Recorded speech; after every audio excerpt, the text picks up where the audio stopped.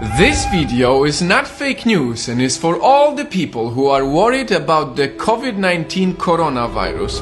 I did a lot of research and found a remedy to everyone's fear, and the remedy is in numbers, because numbers don't lie. Let's start with how many people are sick right now. 80,000.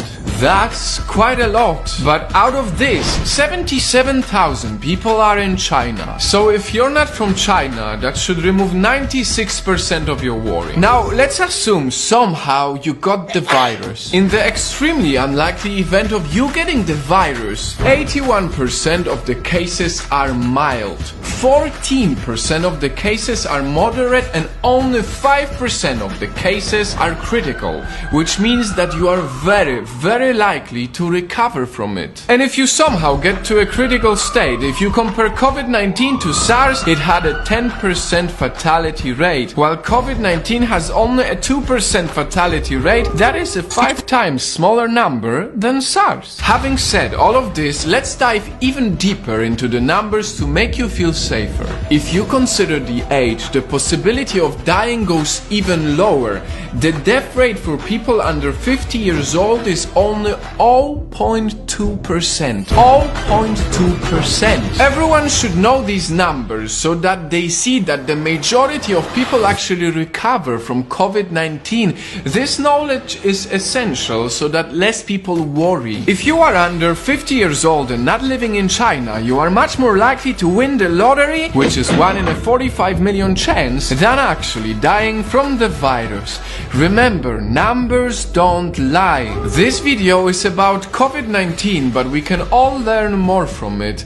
A life lesson. Let's take one of the worst days so far, February 10th, when 108 people, mainly from China, died from the virus. This is a horrible, very high number, but on the same day, cancer killed 26,283 people. Heart disease killed 24,641 people. Diabetes killed 4,300 people. And suicide on that day took 27.7 times more people than COVID-19. The lesson here for us is to cherish our lives every single day, because truth is we never know what can happen to us.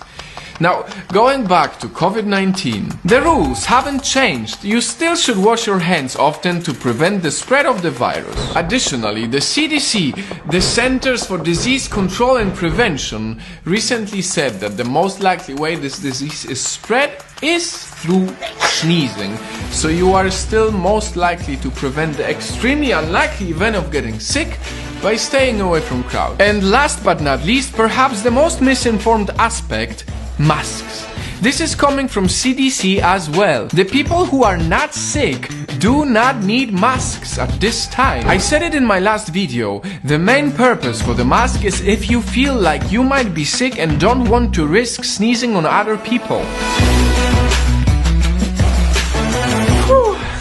I did a lot of research. This is a lot of facts and numbers, but they are important. As of 24th of February, there is no reason to panic. If there's anything we can do is to use COVID-19 as a reminder to care for our lives always, and not only when we're afraid.